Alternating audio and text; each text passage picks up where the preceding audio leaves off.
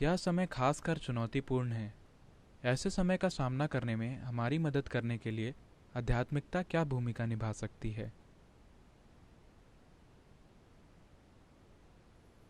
ओ, हर पीढ़ी यही सोचती है कि उनका समय विशेष रूप से चुनौतीपूर्ण और उन्हें परखने वाला समय है। हर पीढ़ी यही सोचती है। ठीक है, उस बात को छोड़ दें तो आध्यात्मिक प्रक्रिया क्या भूमिका निभा सकती है? यह कुछ ऐसा है,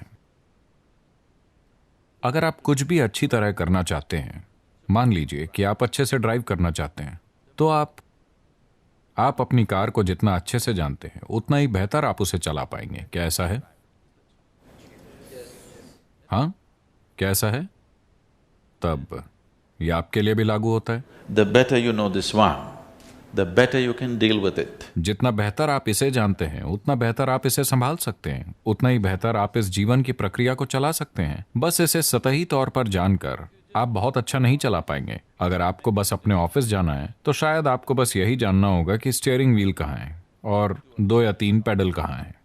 लेकिन अगर आप इसे फॉर्मूला 1 ट्रैक पर चलाना चाहते हैं तो बेहतर होगा कि आपको सब कुछ पता हो, उस कार के चलाने की और काम करने की हर चीज पता हो, है ना? तो अगर आप फास्ट ट्रैक पर चलना चाहते हैं तो आपको इसके बारे में काफी ज्यादा जानने की जरूरत है।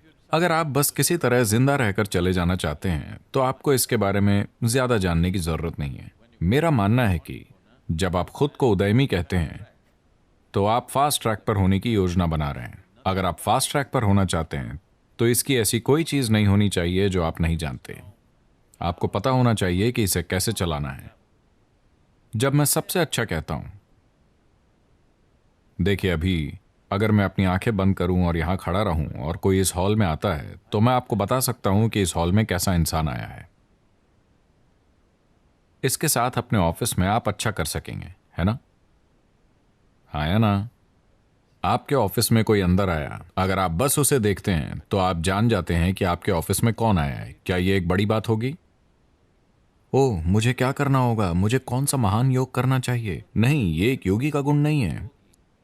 आपका कुत्ता भी ये जानता है। हाँ या ना? आपका कुत्ता सोफे के नीचे बैठा है, सामने दरवाजे पर कोई आया, वो जानता है, वो जान जाता है कि कौन आया है। हाँ या ना? ऐसा क्यों है कि आप चूक जा रहे हैं?